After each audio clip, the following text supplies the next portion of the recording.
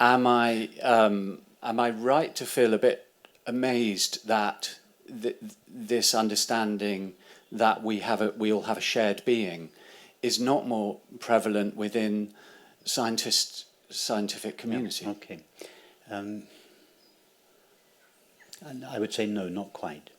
And for this reason, that the scientist, as you say, looks through more and more powerful microscopes, and every time the power of the microscope increases, they realize the ultimate particle, it gets smaller and smaller, and so they go on, and there's no end to that process. And at some stage, there is the recognition that what we are looking at is limited by what we are looking through. The nature of the seen is always conditioned by and limited to the nature of the instrument through which we see it. Now, in this case, the instrument is not just a microscope, it is also the eyes. I see. The microscope is really an extension of the eyes. But it is and not even really the eyes, but the act of seeing. The act of seeing is itself a limitation of consciousness. And therefore, anything that is known through the act of seeing shares the limitations that are imposed upon it by the act of seeing. If you look at white snow through orange tinted glasses, the snow is going to appear orange. The snow appears in accordance with the medium through which it is perceived. Reality appears likewise in accordance with the medium through which it is perceived. What is the medium through which it is perceived? The finite mind, perception, seeing in this case. Whether we look through a microscope or a telescope, or we're looking through the eyes, we're looking through the medium of seeing.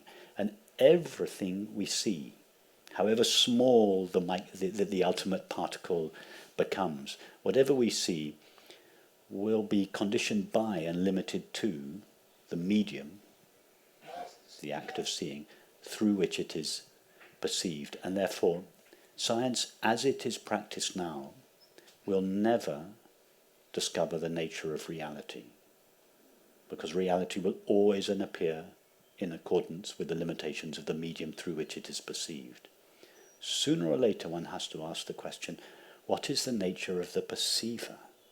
Unless we know the nature of that which knows, we can never know the nature of that which is known, however powerful the microscope. So at some point you have to take the microscope off the reality out there, turn it round, and apply the microscope to the perceiver. Well, that was a part of the question that I forgot to include, actually. That's what we do here. That's what we do here. We investigate the nature of the knower. But could they not do that? They could, but they haven't yet. They don't. Some scientists do, but relatively few as yet. Most scientists believe that the sense perceptions are like a clear window. They don't realize, like William Blake, that the eyes are the dim windows of the soul. That the eyes, the faculty of perceiving, distorts the heavens from pole to pole, distorts the reality of the world that we perceive. Most scientists still believe that the senses are clear windscreens. They're not. They colour reality with their own limitations. And therefore, to know the nature of reality, the only way it is possible to know it would be possible to know the nature of reality would be to recognize the nature of that which is whose knowledge, the knowledge of which is not mediated through thought or perception. Any knowledge that is mediated through thought or perception is fragmented by thought or perception and will inevitably share the fragmentary nature of perceptions. Hence we see 10,000 things. So is there any element of experience?